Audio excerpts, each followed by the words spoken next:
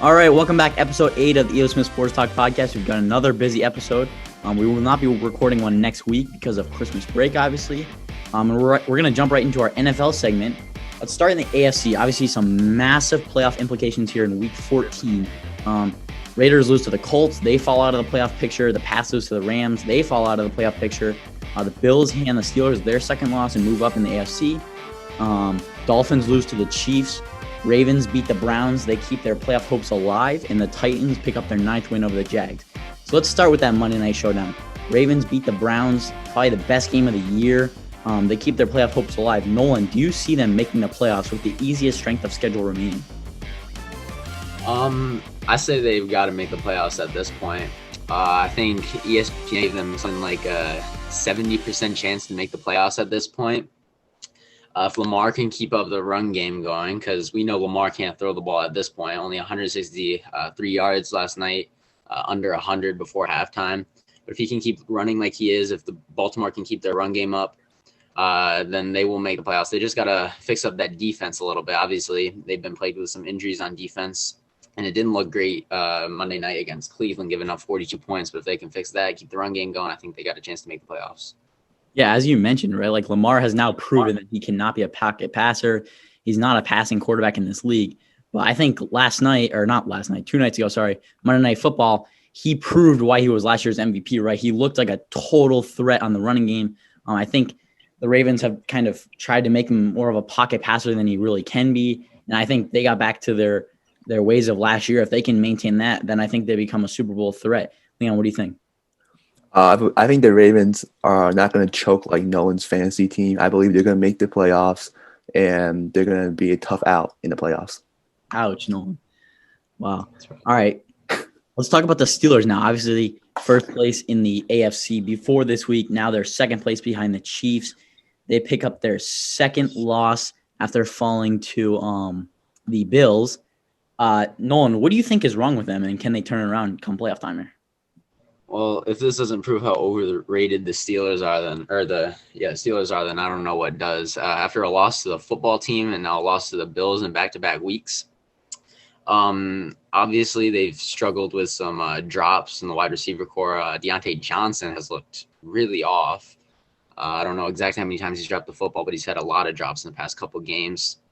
Obviously, they've had some, COVID struggles, some injuries on defense. Their defense hasn't looked like what it was earlier in the season as a top defense in the league, giving up 26 to the Bills, and a struggling Washington offense being able to beat them. Obviously, they're just going to have to fix up those defensive struggles if they want to go anywhere in the playoffs, but I really don't see them making it too far. Yeah, Leon, what do you think is wrong with those Steelers?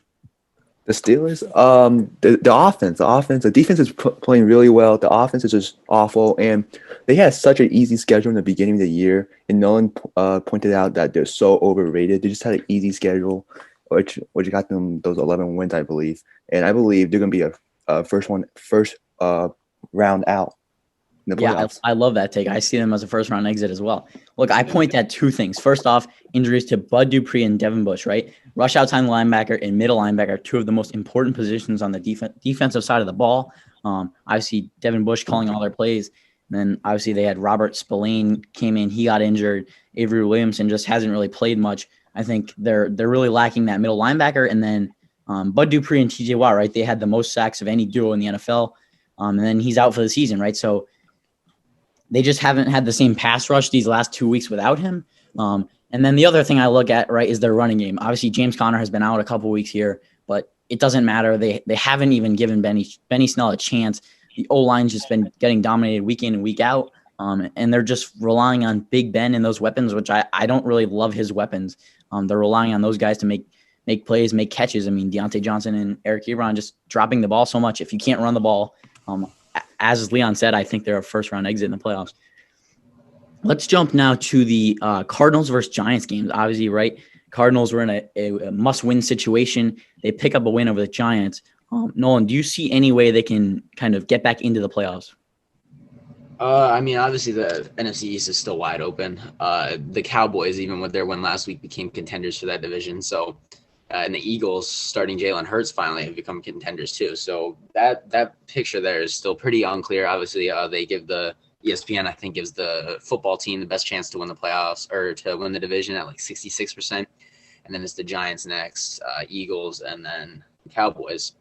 But the Giants with a really tough schedule coming up with the Browns next week, and then the Ravens week 16 and Dallas for week 17.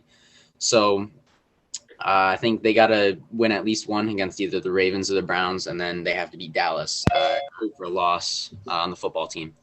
So we'll see what happens there. I think this loss kind of and the football team's win kind of puts them out of it a little bit. Yeah, Leon, let's talk about those Cardinals real quick too. They sit at the 7th seed. Obviously, this year, 7 teams from each division make it. So currently in the playoff race, the Vikings, I believe, are the 8th, like the first team in the hunt. They sit at 6-7. Leon, do you see any way that the Cardinals do not make the playoffs at this point? I see the Cardinals missing out on the playoffs. I like the Rams to be in the playoffs in their spot, I believe.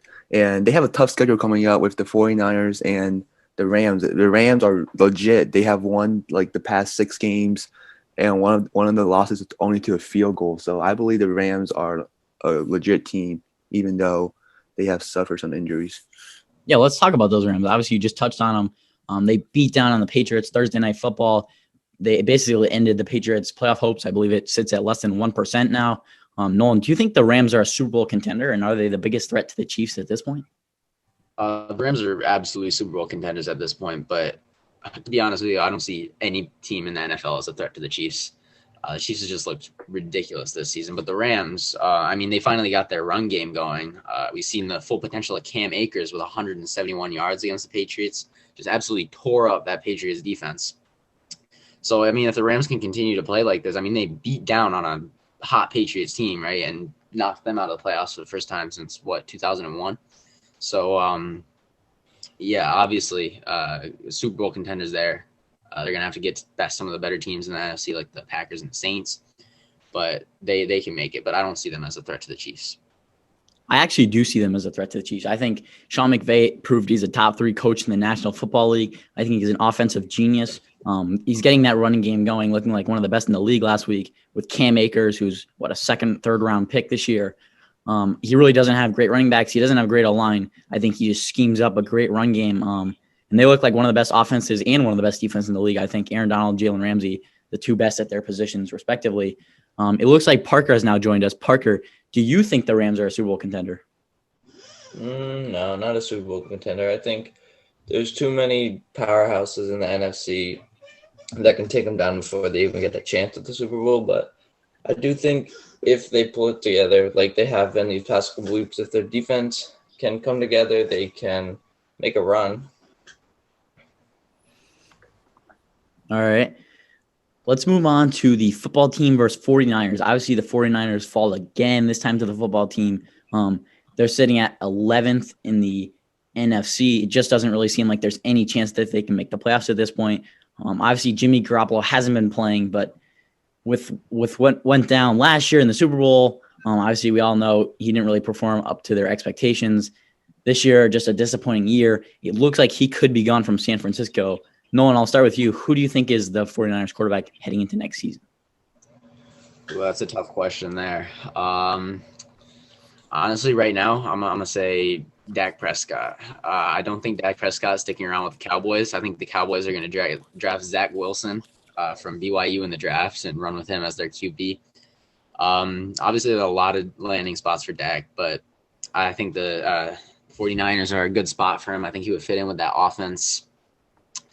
So I think going into next season, the 49ers QB will be Dak Prescott, but it's wide open. Yep. Parker, who's your pick? Do you think it stays as Jimmy Garoppolo or is it someone new? Not Dak Prescott. I think going on Dak, first of all, with what he did to the Cowboys this year, if you're the Cowboys, you want to keep him with everything you can. If you're Dak Prescott, you have no reason to leave, but I think I disagree. He does have a reason to leave, right? He's seen that his organization is completely dysfunctional without him. I think he's shown that he's worth $40-50 million, just like Mahomes got, because he really had the Cowboys as one of the best teams in the league, and then he gets injured, and they're one of the worst teams in the league. Okay, but even if he does leave, do you think the 49ers is the best spot for him? No. Right? No. Well, there are lots of spots that he could land, obviously, but Right. I mean, the 49ers is an option. It might not be the best spot, but it is an option. So Parker, who do you think is a realistic option for the 49ers this offseason? I think they're either going to – I mean, Jimmy G took them to a Super Bowl a year ago. Yes, people say it was mainly their defense, but you still need a good quarterback and need a good offense to go to the Super Bowl. I think it'll either be Jimmy G or maybe they'll draft somebody. I just don't think with Jimmy G they need to make a trade. All right. Leon, what's your pick? I've been saying Dak Prescott the whole year. Everyone's been laughing at me. Now Nolan's joining my side. It is going to be Dak Prescott. I don't care if he has Southern roots, whatever someone laughed at me saying the other 2 months ago. It's going to be Dak Prescott. Why the 49ers for Dak Prescott, Leon? It's just going to be it. I'm going to speak it to existence. I'm just not sure that their cap situation works out. They're going to have to pay Nick Bosa. They've paid Eric Armstead. Fred Warner is going to get a huge contract. Mike McGlinchey, the right tackle, is on a huge contract. Obviously, Jimmy G still has a big contract. I think there's too many big contracts there. Dak Prescott's going to command $45, $50 million. I do not see that happening. One name I would watch out for, though, Matt Ryan, right? Falcons just seem like they're going to start rebuilding here with a new regime. I think he's just a veteran quarterback, still one of the top 10, top 12 quarterbacks in the league. I think if the 49ers can pick him up on a $25, $30 million deal, they become probably the favorite in the NFL, or maybe second to the Chiefs next season. Let's talk about another quarterback controversy, though. Let's go to Philadelphia. Jalen Hurts gets his first start for the Eagles, and they pick up a massive win over the Taysom Hill-led Saints. Let's start with you, Nolan. Do you think the Saints are no longer the favorite because they've now lost the 1 seed, and they have the Chiefs this week? No, they're still a favorite. Once they get Drew Brees back, they're going to be right back to their regular old selves. I mean, Taysom Hill can't throw the ball, right? Obviously, he's not an NFL starting quarterback. I mean, he's a good, dynamic player or whatever when you have a good starting quarterback like Drew Brees, but he is not a starting quarterback in the NFL. I think once Drew Brees gets back, their run game picks up. I mean, they haven't been able to get anything going with Alvin Kamara since Taysom Hill has taken over. We see how Drew Brees affects the rest of the team. Once he comes back, they'll be right back to their Super Bowl contending selves. All right. So, Parker, it looks like now the Packers will get the first seed. Obviously, the Saints are behind them now and play the Chiefs this week. That's a possible loss with Taysom Hill under center. Do you see any way that they can get that 1 seed back? The Saints, yeah. Drew Brees, I mean, who says they can't beat the Chiefs coming into next week? I think they have a good chance to. I think it'll be a great battle, but even if they don't, I think with the Packers, you just got to wait for the Packers to lose because the Packers have had bad games and they're not going to win out the rest of the year. And I think with Drew Brees coming back, the Saints do have a chance to take the 1 seed, but I do think it'll stay with the Packers. All right. Let's talk about the Eagles real quick. Obviously, a big win. We've talked about their QB controversy. We've talked about who should take over now and for the future. Leon, do you think Jalen Hurts is the future of the Eagles? I'm undecided. I still like Carson Wentz. I believe they have to give Jalen Hurts the start for the rest of the year and reconsider this offseason. But I don't know. This is a great question, and it's a lot of money to have a backup quarterback and Carson Wentz. Right. $30 million next year would be the highest paid backup quarterback of all time. Nolan, how do you think this QB situation kind of pans out here? I mean, I need to see a few more games from Jalen Hurts before I'm completely sold from him. Obviously, what I saw against the Saints was, amazing for his first start in the NFL. He led them to a win against a very solid Saints team. But I'm going to need to see how he plays the rest of the year. If he can lead the Eagles to a few more wins, then maybe Jalen Hurts is the answer, maybe not. Obviously, like Leon said, in the offseason, the Eagles are going to have to do a lot of thinking about their quarterback situation. They had said they wanted to keep Carson Wentz on the team. They love Carson Wentz. But, I mean, that's a really expensive backup quarterback if you're going to end up starting Jalen Hurts next year. So we'll see what happens there. Yeah, very messy cap situation there, right? Carson Wentz getting $30 million. If they cut him or trade him, he becomes a $60 million cap hit. We've talked about that. Obviously, I think they have one of the highest 3 salary hits in the league heading into next season. Obviously, Darius Slay paid like a top 3 corner. They have Lane Johnson, Jason Kelsey, guys like that. Alshon Jeffrey's getting $20 million a year. Some massive contracts there. And when you're not winning, obviously they have to reevaluate something. I think their receiving core is just one of the worst in the league. Their O-line just been so banged up this year. I am curious to see if they were able to develop Jalen Reagor, pick up another receiver, whether that's in the draft or free agency, and move on from guys like Deshaun Jackson, Alshon Jeffrey. If they can revamp the O-line and get better weapons, how would Carson Wentz look? Because we've seen him play like an MVP with good protection and good weapons. So we'll see there. Quickly before we wrap up this segment, though, I want everyone to make a pick for 2 highlighted games of Week 15. We'll start with the Seahawks for the football team. Leon, who's your pick there? Oh, I'm thinking the Seattle Seahawks. I like the D-line. Russell Wilson holds the ball way too long. I believe Chase Young is going to have a day. And if the quarterback is Haskins or Alex Smith, I believe they can still lead the football team over the Seahawks. Wow, hot take there. Nolan, who's your pick? I think the Seahawks learned their lesson after a tough loss to the Giants last week. I think they're not going to underestimate the football team. I think they come out strong. I think they beat the football team. Parker, your pick? I'm also taking the Seahawks. I think although the football team has had these 2 amazing wins these past 2 weeks, are on this great streak, and the Seahawks have lost to the Giants 2 weeks ago, I think the Seahawks should come out on top because they are overall a better team, but I would not be surprised if the Washington football team took them out. Yeah, I'm going Seahawks too. I think that Dwayne Haskins is one of the worst quarterbacks in the league. I think Alex Smith has turned that offense into a top 10 offense, but with Haskins, I think they become one of the worst 3 offenses in the league. I do love Chase Young. I think he's Defensive Rookie of the Year, but I do not see that team picking up a win against a good Seahawks team with Dwayne Haskins under center. And then our second game, probably the biggest game of Week 15, Saints versus Chiefs. Nolan, who do you think wins that one? Chiefs, easy. Chiefs are winning this game. They're winning every game the rest of the season. They're winning the Super Bowl. Easy. Parker?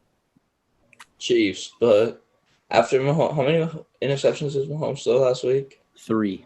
Is he still leading the MVP race, or did Aaron Rodgers take it? I think it's closer. I'm sticking with Mahomes here. I think he has 4 or 5 interceptions on the year now. And if you even look at any of those interceptions, I think 2 or 3 of them aren't even his fault.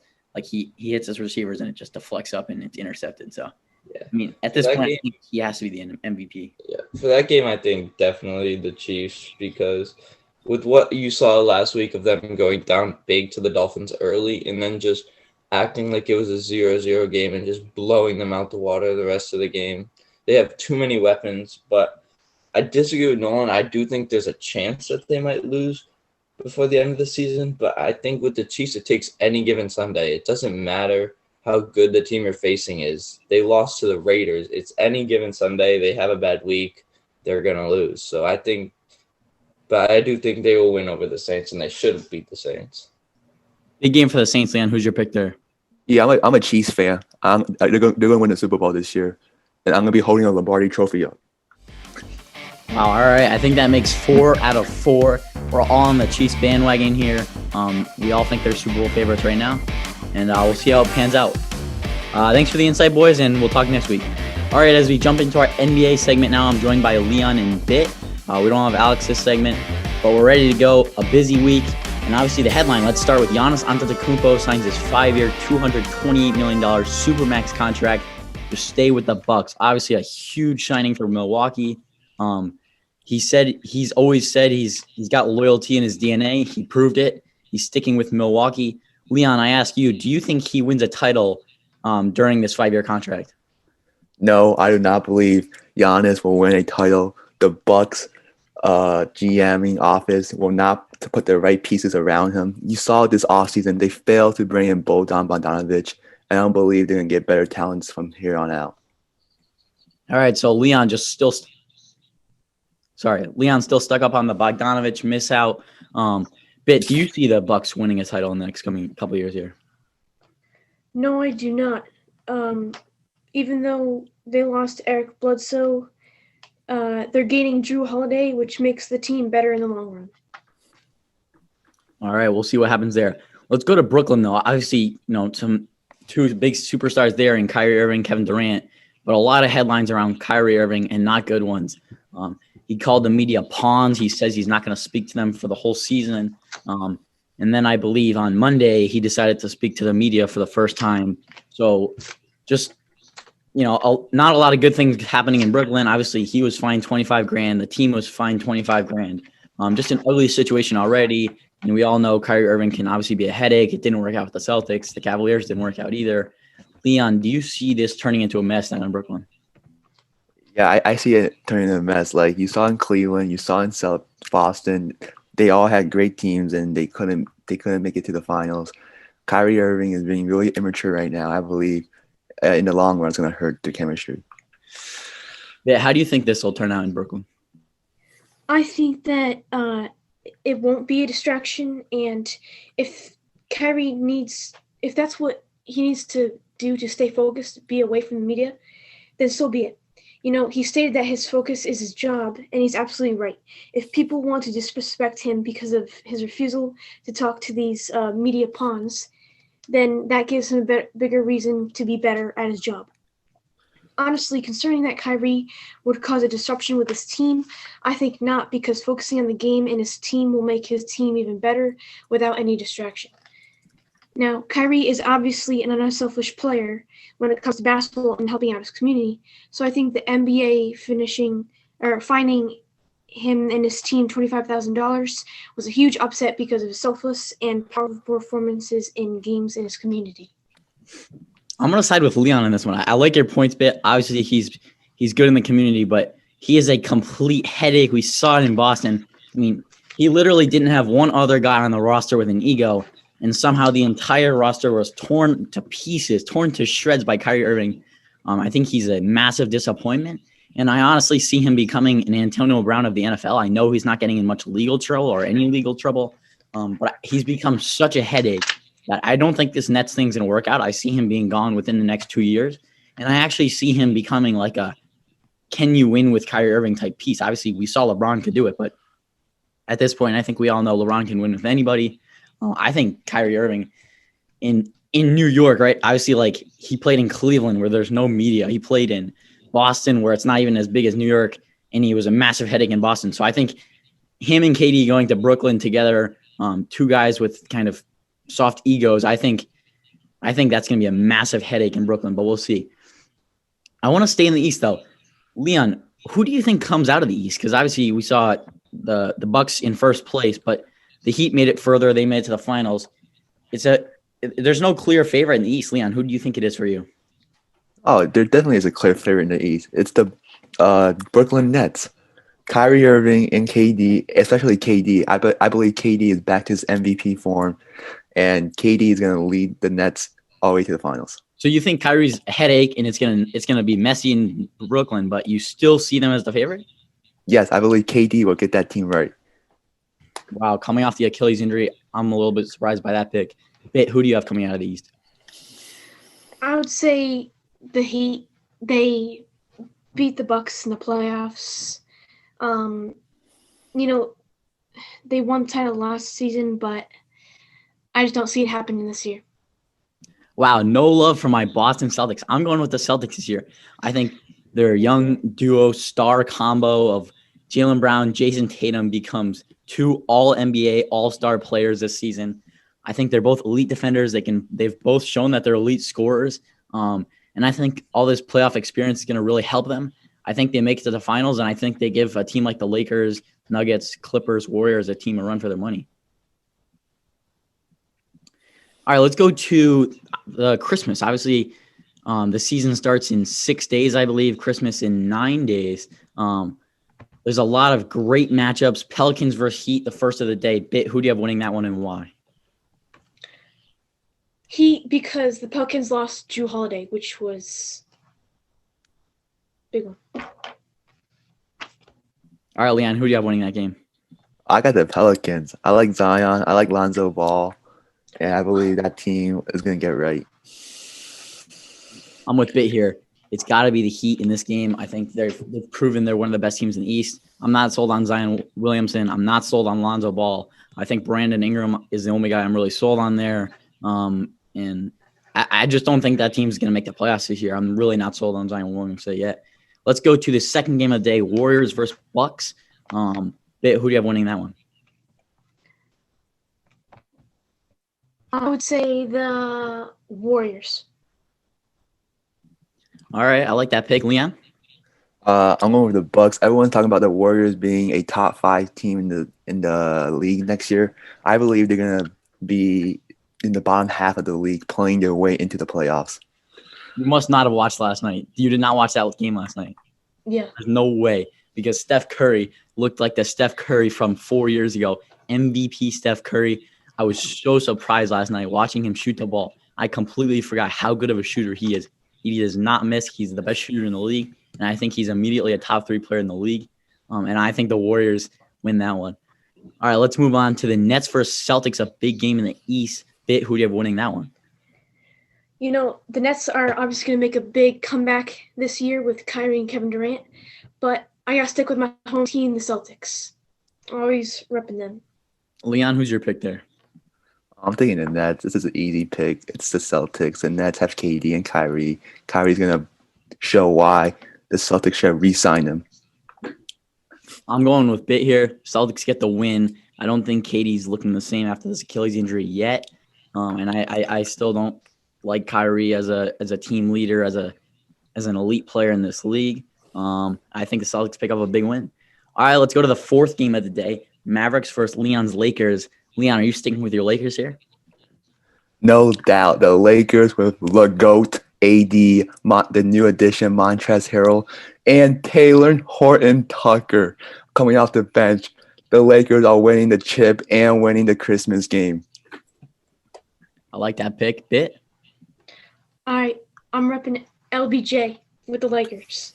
Let's go. Yep, I'm with both of you here. I think LeBron, AD, Schroeder, Montrezl Harrell, I love their offseason. I think the favorites immediately with Klay Thompson's injury. I think they get a big win on Christmas Day. And I also think Luka will put up an MVP for performance, maybe in the range of 40 points.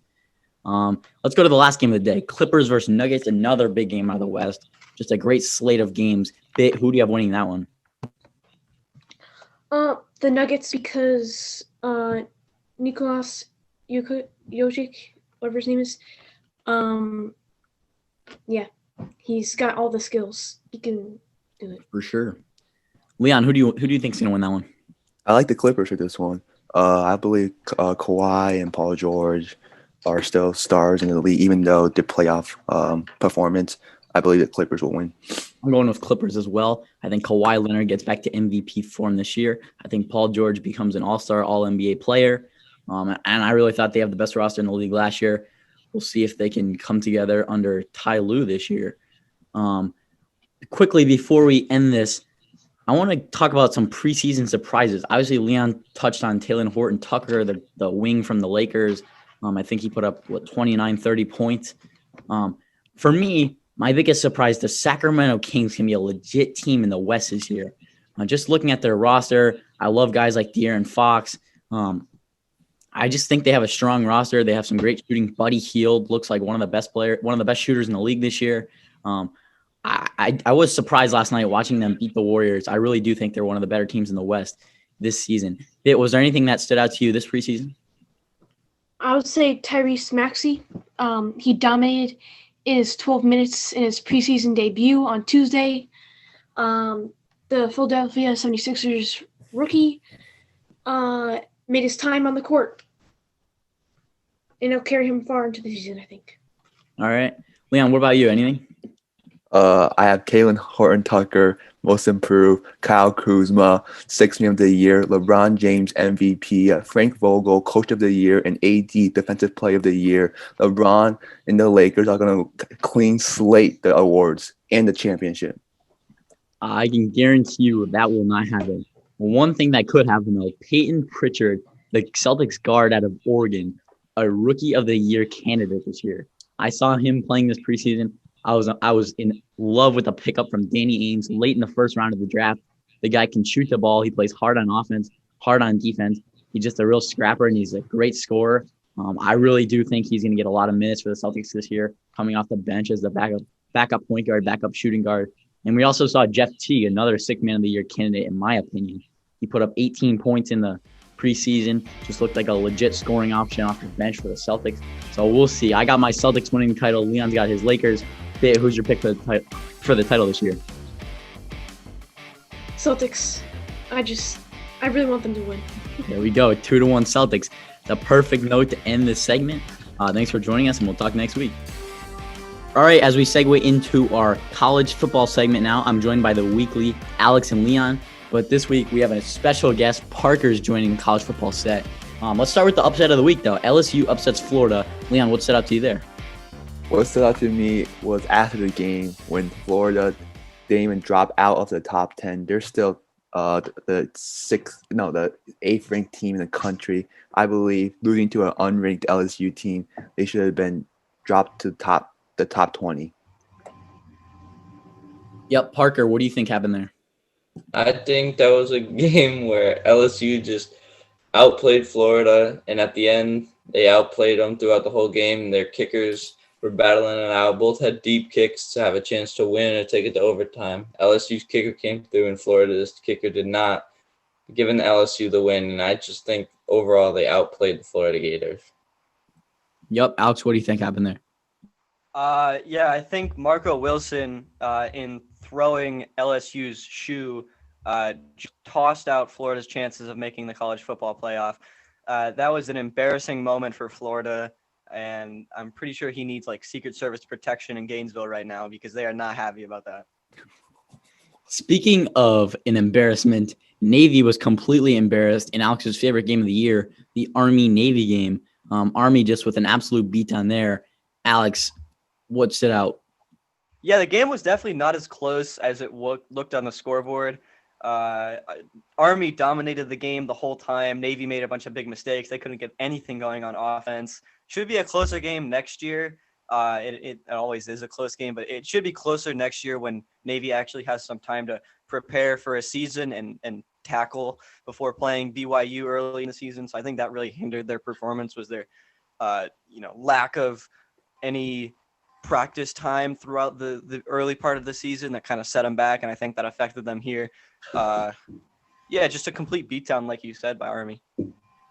Yeah, and Parker, I know you like to watch that game every year too. What did you see from Navy? Like why was it such a beatdown? Well, let me say Navy looked like a high school football team.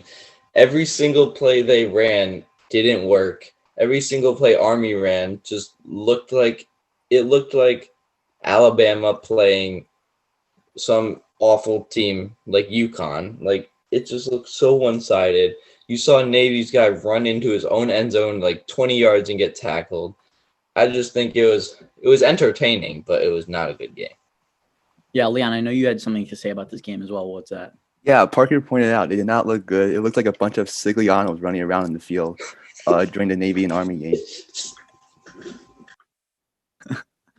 Oh, ouch, Anderson. All right, let's move on. Obviously, today's a big day in college football. National Signing Day. Alex, what are some names that you're watching out for or kind of were surprised by today? Two names come out to mind. I don't know if I can pronounce the second one. First one is Corey Foreman. He's a 5-star defensive end from Southern California. Looks like he'll be signing with USC. That's a huge signing for them. Should bump up their recruiting rankings. And the second name is JT Tuamalau. I don't know if I pronounced that right. It looks like it's Tuamalau. He's from Washington, and it looks like he'll be signing with Ohio State. So he'll be going across the country to the state of Ohio to play for them. Those are two big names. They'd both drastically improve the teams they're going to. Ohio State has been dominating recruiting lately. I think they have right now the number 2 class in the country. Next year, they got the number 1 player in the country, Quinn Ewers. So Ohio State is a team to watch out for in the coming years. They have had some monster recruiting classes recently. Last year, they got the number 1 player in the country, Julian Fleming. So after next year, 2 out of the past 3 years, they'll have had the number 1 player in the country. So that they Ohio State going forward is a team to be feared. All right, speaking of Ohio State, let's talk about the college football top 6. Obviously, new rankings come out. Parker, what stands out to you there and what should be different? What stands out to me is that the Cincinnati Bearcats don't deserve a spot there. I think they deserve a spot over Texas A&M. I think they deserve a spot over Iowa State, maybe right behind Ohio State, because I think this is a team that, although they have not played the greatest schedule, they look like a skilled team. They have a bunch of skilled top-tier players that I think could take them into consideration of making a run in the college football playoffs if they had the chance. Alex, your reaction to the top 6? I think it was pretty fair. I like the rankings. I think Florida should have been a little lower. They're outside the top 6, though. Iowa State may be a questionable spot there. But overall, the top 5, I was completely agreed with. Ohio State looks like the number 4 team in the country. It's just a question of whether or not you want a Texas A&M that didn't reach their conference championship game, even though they would have had to have, Alabama is in that same division, so there's no way they're making their conference championship game. The question is whether you want Ohio State playing 6 games or Texas A&M playing 10 games and having 1 loss. So I'm going to take Texas A&M. I think maybe they should have been the 4 team. Ohio State should have been the first team out. But overall, I think it was a pretty accurate rating. I'm going with Parker. I think Cincinnati deserves a chance in the college football playoffs. I've been saying it for years. The college football committee does not give any chance to the smaller schools whose schedules aren't as strong. I understand, but they really can't control who they're playing based on conference and based on schedule. Right? Cincinnati's beating the teams that they can beat. Every team they've played, they've beaten. And so I think it's only fair that we give a team like them, obviously UCF a couple of years ago, they didn't get their chance. It's only fair that we give a team like that their chance. And I think, you're talking about who comes out. I think Notre Dame does not deserve a spot in this year's playoffs. I think their big win obviously was against Clemson, but Clemson didn't have Trevor Lawrence. So if Clemson is to beat them this weekend in the conference championship, I think that Clemson deserves a spot in there, and Cincinnati should get the 4th spot. Notre Dame should be bumped out of the college football playoffs. Alex, what do you think about that? I think that's the dumbest thing I've heard in a long time. I think if you're going to argue that Notre Dame does not deserve to be in the playoff, you probably shouldn't be talking college football, because I think anybody who's watched college football this season would say that Notre Dame is by far a top 2 team in the country. They have the best defense. They got a great quarterback. They got a great running back and Kyron Williams, who's going to be an NFL player next year. That team is head and shoulders a second best team in the country. Clemson is way lower down. And Notre Dame and Alabama are in a tier of their own right now. Those are the top 2 teams, and that is not up for debate. So I think if you want to throw out Notre Dame for Cincinnati, that's outrageous. Look, I'm just saying, I think if you give Cincinnati a chance this weekend, put them up against Notre Dame, I think Cincinnati gets the win. They've been playing really well this year. I think they've got a good quarterback, good running game, and a good defense. I do see Alex's point, because taking Cincinnati, who is 8-0, but giving them a chance in the college football playoffs, but then how far do you take it? Then do you feel like Coastal Carolina deserves a chance? Do you feel like BYU should be up there? I understand, but I do think, unlike these other teams, the Cincinnati team does have the players. Maybe not the schedule.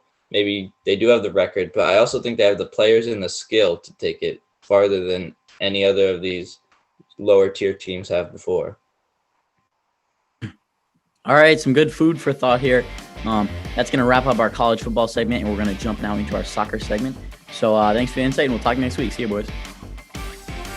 Welcome back to our European soccer segment now for the EO Smith Sports Talk podcast. I'm joined here with Nick, Austin, and Thaddeus. Got a lot to talk about in the world of soccer. Let's start off with the Champions League round of 16 matchups. Obviously, the Champions League will resume in February, sometime around that. But we've got a lot of interesting draws here to talk about. I just want to cover these real quick. The biggest headliner is Paris Saint-Germain will rematch with Barcelona in the round of 16 again. Austin, what are your predictions for this round? Does PSG turn it around? Yeah, I think PSG is going to get through, but regardless of who wins both legs, it's going to be an incredible match. It's going to be one of the most fun matches to watch, I think, all tournament, just because both sides, obviously not Barcelona so much this season, but both sides are so full of energy and they're so just tactically fun to watch. I think it'll be a great game. So you talk about fun matchups. What other matchups are you looking forward to? I would have to quick look them over. Obviously, you have the list up, so I just read a couple off. All right. Let's see. Let's Let's see. Leipzig, Liverpool. How do you assess that one? That's going to be tough because I think that Liverpool will be back to almost full team fitness by that point. Obviously, they have a lot of injuries going right now, but I think that'll be a very evenly matched game. Julian Nagelsmann's Red Bull. I mean, they're a great team. They've shown that they're a very good team, but Jurgen Klopp always, I think, seems to have an edge usually when it comes to the Champions League. All right, and then the last interesting matchup I want to talk about: Atletico Madrid and Chelsea. Frank Lampard's got a really young squad here, but they're full of talent. Versus Diego Simeone's Atletico Madrid.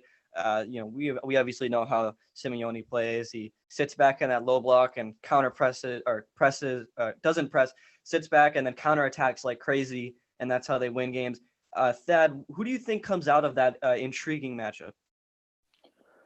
I mean, personally, I could see it going either way, but I gotta say Chelsea. I think the thing about Chelsea that we haven't seen from Atletico is we've seen multiple different players step up at different times and really just take the game in their hands and carry Chelsea. So, I mean, even though we've seen games with like some of their players who are supposed to be better, like just sucking, like there's been times where we've just seen like Giroud, Ziyech, Werner, Mount, Abraham, Pulisic, like all these players have been able to take a game into their hands, and we haven't seen that from Atletico. Yeah, that's very true. Although Simeone is known for his successes in the Champions League. Obviously, they were able to knock out the defending champions Liverpool last year. I don't know. This is definitely a Madrid team I'd watch out for. I think they got a lot of talent. I think Joao Felix will play quite well when it comes to the latter stages of the Champions League. Obviously, they got Luis Suarez as well, who's been there and played in these big matches. I think Atletico Madrid could be going forwards a team to watch out for. Quickly, before we move on from the Champions League, I want to touch on some possible upsets. Mönchengladbach will play Manchester City, Porto will play Juventus, and Lazio will play Bayern Munich. Nick, of those three matchups, who do you think is most likely to be upset, and is it likely at all? To be honest, I don't think I really see much of an upset from either of the teams. Looking at the Man City game, looking at the Juventus game, I just see Man City coming out on top, and I see Juventus kind of coming out on top. I don't really see any upsets. And also looking at the Bayern game, I mean, we've seen in the past that Bayern has been a pretty strong team, especially in the Champions League and these big tournaments. So I don't really see any upsets. Yeah, so your assessment, would it just kind of be a pretty straightforward round of 16? Things will get interesting later? Yeah, I guess we'll just have to wait and see. Yeah, I'd agree with that. Let's move on now to Barcelona. So I know that's a club we've kind of talked a lot about recently, but definitely a lot of headlines coming out of the Catalan club. Where do they go forwards from here? Well, let's assume that they lose to PSG in the Champions League. Lionel Messi is likely out. What's the next step for Barcelona? Austin, what do you think? Well, they lose in the Champions League. That's Ronald Koeman's job gone. I think I don't think he's shown enough managerial skill to keep his position at the club. As far as Messi goes, I think he needs to leave. One of the top candidates for the president of the club has come out and said that his wages just aren't feasible. You cannot continue to pay him the wages that he's getting paid with the financial situation of the club. They need to let him go and bring in some younger players. And even then, it's going to take, I think, quite a few years to get back to where they need to be. So where does Messi go? Obviously, we've heard rumors about Manchester City. I also saw some rumors that Neymar was attempting to get him to come play at PSG. Thad, where do you think his likely landing point is? I could see him at either of those places. Like he's he'd fit very well into both teams, and I think both would I think PSG would need him more just because I feel like he plays a very similar role to De Bruyne and Bernardo Silva. So I don't think Man City needs him as much. But I could also see him going to Inter Miami, who have been linked with him a few times. Just because I think from at least from what we're seeing this season, like Messi's done. Like he's not putting up numbers where like he's starting for more than a year on either Man City or PSG. So like if he goes to Inter Miami, he could chill and like just live instead of really having to focus on soccer, and he could still make a ton. That's true. And you bring up a good point about his decline in numbers. He's getting older. He's 33, 34 right now. He's definitely on the back end of his career. However, I think some of that statistical decline could be placed on the shoulders of his Barcelona teammates, who are clearly not as good as, like Bernardo Silva, Kevin De Bruyne, Gabriel Jesus, guys like that at Man City, or and at PSG, you've got Neymar, Mbappe, Marco Verratti, Marquinhos, guys like that. So I think a lot of the onus of Barcelona's success this season has been placed on Messi's shoulders, and that could lead to him just not being at 100% fitness for each match because he has to carry the team and a decline in statistical numbers as well. Real quick before we go, I just want to touch on some Premier League predictions. Currently, the top 5 consists of Tottenham at number 1, which is a pretty unusual spot for the North London club. Normally, they're like a 4 or 5. Liverpool at 2, Leicester at 3, Southampton at 4, and Chelsea at 5. Man City sits at 6, Man United way down at 9th. Pretty unusual, unconventional ordering of the top 5 right now. What are your predictions for the Premier League going forwards, Nick? I mean, seeing this table right now with Liverpool second, I think that if Liverpool can get back healthy again, I think that they'll be able to have a good run. I think Tottenham just needs to keep playing, just keep doing what they're doing. I mean, they have Harry Kane, they have Son that are obviously a dynamic duo in goal scoring. So I think that they just need to keep staying consistent, and then they'll just remain at the top. But I think they just need to worry that they know that Liverpool isn't at full strength, and I think that they just need to keep that in the back of their head. I think Nick's really like just right with the Tottenham thing. Like we've never seen Tottenham on this like extreme run of form where almost everyone on their team has been like a world-class player. Like they had a few seasons ago, I think maybe it was like 2015-16 and 2016-17. They were like second place teams, but we haven't seen them like be this just incredibly dominant. So if they buckle down and don't choke it like they've choked multiple tournaments before and the league before, then I could totally see them winning. And he's also right with the Liverpool thing. Like they're an extremely strong team, and Klopp's a great coach. Like he's managed to keep them in second place in the most competitive league in the world, with like 3 of his best players out. Like he knows what he's doing. And I think Tottenham and everyone up there needs to know that. Yeah, Klopp has definitely done an incredible job with his team with tons of guys injured. Obviously, Virgil van Dijk is the big name that sticks out, keeping them towards the top of the table. And then Jose Mourinho as well deserves some credit for a Tottenham team that is first in the league. That's a pretty unusual spot for them.